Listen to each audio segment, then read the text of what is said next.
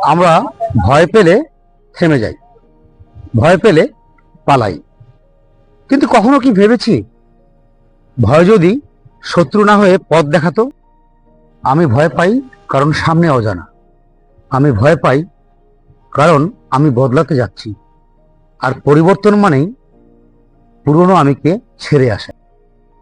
ভয় আসে তখনই যখন তুমি নিজের সীমার কাছে পৌঁছাও, যখন আর সামনে যাওয়ার কিছু থাকে না, কিন্তু নতুনটাও এখনো পরিষ্কার নয়।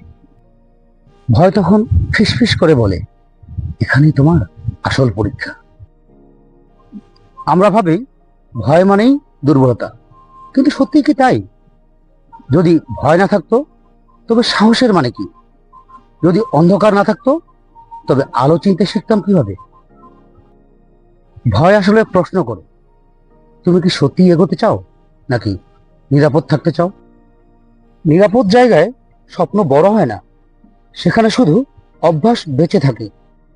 হয়তো ভয় তোমাকে থামাতে আসেনি, হয়তো ভয় এসেছে বলতেই, এই দিকেই যাও, এই অজানার দিকে।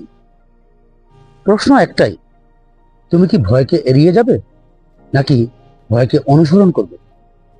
অনেক সময় ভয়ের ঠিক অপারেই তোমার আসল পরিচয়, নতুন পরিচয় অপেক্ষা করে।